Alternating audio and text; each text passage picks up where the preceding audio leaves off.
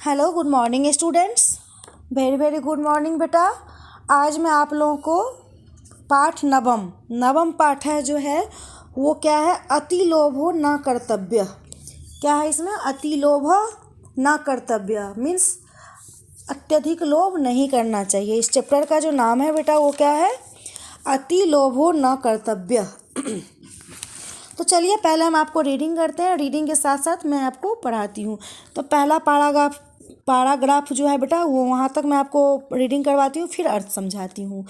क्या है, एका अस्मिन् देशे कश्चिद् राजा आसीत् तस्य नाम देवदासः अतिलोलुपः भूयासान् सः दरिद्रः इव जीवितम् आसीत्। एकदा कोऽपि मुनिः देवदस्य प्रासादम् आगच्छत्।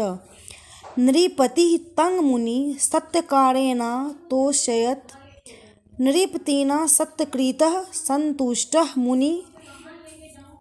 मुनिः अवदत्, नृपते सत्यस्तु ते अभीष्टं वरं वर्यः इति मुनिनैव उक्तः। सः भूपति लोभेन प्रेरितः वरम् अयाचत मया अस्पृश्यमानः पदार्थाः सवर्णा भवन्तु इति।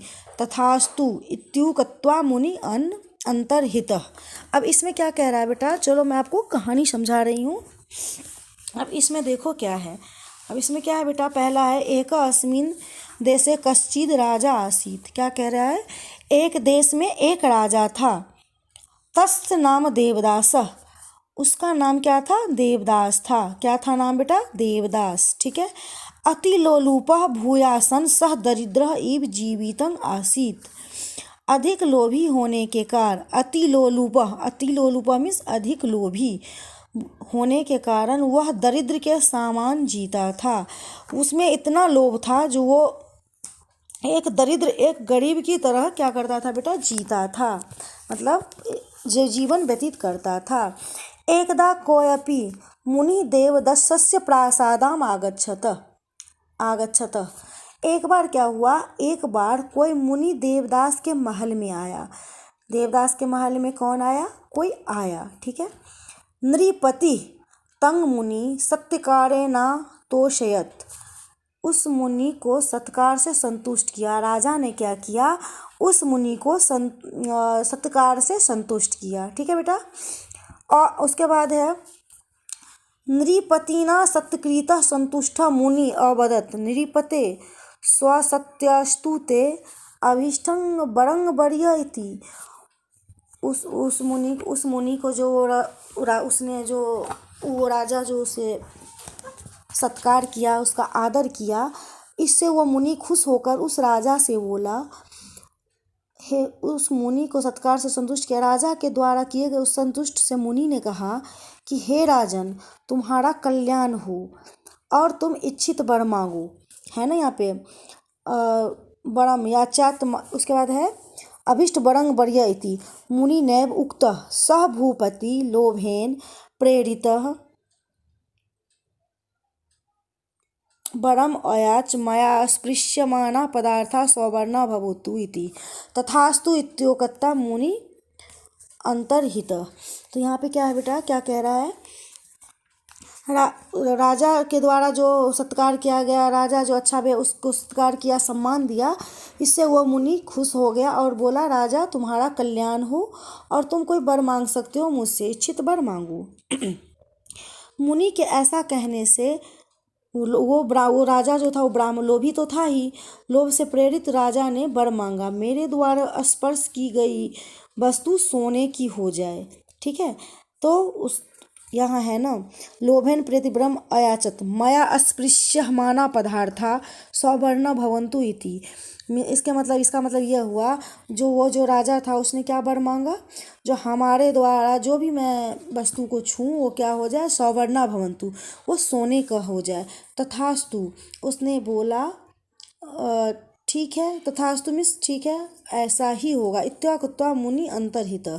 और इस प्रकार कहकर मुनि क्या हो गया, वहाँ से अंतर ध्यान हो गए। अब इसका कहानी तो आपको पता चल गया होगा, ये आप लोग पहले भी देखे होंगे, सुने होंगे कहानी। जो इसमें क्या है, एक राजा था, कश्चिद राजा आसीत् एकस्मिन् देशे कश्चिद, एक देश में एक राजा था, उसका नाम क्या था बेटा, देवदास। और वो क्या था, बहुत लोभी था। लोभी होने के कारण वो राजा होते हुए भी गरीब दरिद्र की तरह जीता था। ठीक है, गरीब होने का कारण क्या था, सॉरी, और अमीर होने के बाद भी, वो राजा होने के बाद भी इतना वो लोभी था, जो कि वो अपना जीवन गरीब की तरह, एक दरिद्र की तरह जीता था।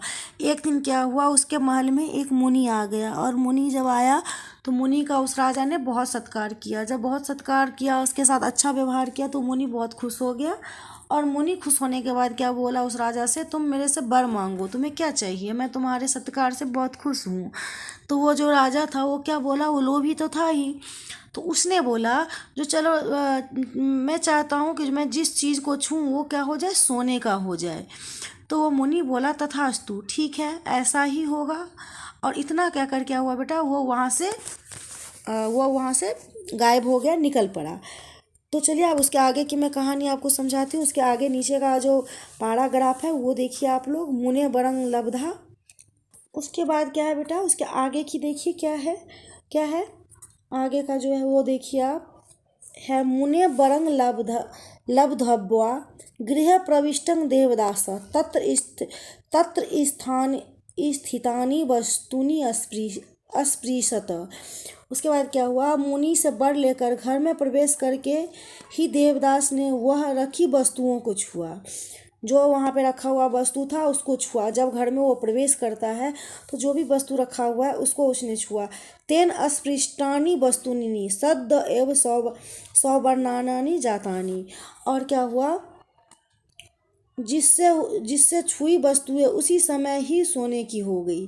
जिस वस्तु को उसने छुआ, मुनि के वर को लेकर क्या किया उसने, घर में गया, घर में प्रवेश किया और क्या किया, उस रखी वस्तुओं को छुआ जिससे हुई वस्तुओं उसी समय ही सोने की हो गई। जिसे उसने छुआ वो क्या हुआ बेटा, वो सोने का हो गया। ठीक है, तद दृष्ट्वा सह नितरा मतुष्यत ततः तस्य महती पिपासा जाता सह जालं पातुम उद्धत अभवत् तेन अस्पृष्टं जलमपि सुवर्ण पिंडम भवत् साधुक्तं न मृषा भवति। अब देखो क्या कह रहा है क्या बेटा, यह देखकर वह बहुत संतुष्ट हुआ। जब जो भी चीज़ वो छूता था वो क्या हो जाता था, सोने का हो जाता था। अब इसे देख के वह क्या हुआ, बहुत ही खुश हुआ। ठीक है, क्योंकि वो खुश इसलिए हुआ, जो भी चीज़ छूता था वो सोने का हो जा रहा था।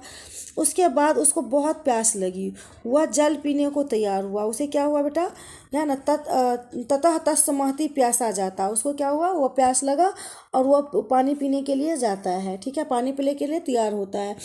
उसे छूने से पानी भी सोने का टुकड़ा हो गया। साधु का कहा झूठा नहीं होता। क्या हुआ, अब तेन अस्पृश जलमपि सुवर्णा पिंडम भवत साधुक्तं न मृषा भवति। इसमें यह कह रहा है जो जल भी क्या हो गया, वो जल भी सोने का हो गया। अब जल जब सोने का हो गया बेटा, तो जल सोने का जब हो गया तो क्या हुआ, वो उसे कैसे पिएगा। साधु का बोला हुआ वचन कभी झूठा नहीं होता है। तस्मिन अवसरे राजकुमारी कुसुम मंजरी मादाय तत्रागता। उसी समय क्या हुआ, राजकुमारी फूल की मंजरी लेकर वहाँ आई। ठीक है, उसी समय राजकुमारी जो थी, उनकी बेटी जो थी, वो क्या हुई, वो फूल की मंजरी लेकर आई और बोली, पिता अतीव सुंदरानी मानी कुसुमानी इति चावदत। क्या कहने लगी कि लेकर आई और बोली, पिताजी ये फूल बहुत सुंदर है। राजा ने उस मंजरी का हाथ से स्पर्श किया। नृपति ता मंजरी करेना अस्पृशत तेन अस्पृष्टा मंजरी सुवर्णमयी जाता। क्या किया, जब ये बात सुनी और मंजरी को उस राजा ने स्पर्श किया, तो वो जो मंजरी थी वो भी क्या हो गई, सोने की हो गई। क्योंकि उसको तो वरदान ही मिला था, जो जिस चीज़ को वो छुएगा वो सोने का हो जाएगा। ठीक है, उसे देखकर राजकुमारी दुखी हो गई। उसे देखकर कुमारी दुखी हो गई। यहाँ पे क्या है बेटा, तेन अस्पृष्टा मंजरी सुवर्ण में जात तदृष्ट्वा कुमारी दुखी तावत। उसे देखकर क्या हो गया, वो कुमारी जो थी वो क्या हो गई, दुखी हो गई। ठीक है, उसके बाद है बेटा दुखी हो गई सुतांग। उसके बाद है सुतांग समाश्वासयुतिं प्रवृत्ति सह देवदास ताम अंग के उपवेश्यति अस्म हंतः कुमारी सुवर्ण प्रतिमा संजाता इत्युक्त्वा देवदास शोके नोच्य व्यलप्त। यहाँ तक जो व्यलप्त है यह मैं आज यहाँ तक आज पढ़ाती हूँ। इसके जो आगे का है बेटा उसका रीडिंग और अर्थ नेक्स्ट क्लासेज में समझाऊंगी। उसके बाद क्या हुआ बेटा, जब वो अभी वो उनकी राजकुमारी जो थी वो भी क्या हो गई, सोने की हो गई। अब इन सब को देख के क्या होगा, कुमारी दुखी हो गई। पुत्री को समझाने के लिए तैयार हुए देवदास ने उसे गोद में बिठाया और दुख किया। कुमारी भी सोने की मूर्ति हो गई। ऐसा कहकर दुख शोक में वो क्या किया, जोर जोर से विलाप करने लगा। क्या करने लगा बेटा, शोकै नोचे विलापतः, क्या करने लगा, विलाप करने लगा। अब इसकी जो भी अब है बेटा, ये तदा भाग्यात स एव मुनि निरपते, ये मैं आपको नेक्स्ट क्लासेज में करवाऊंगी बेटा। Okay, thank you.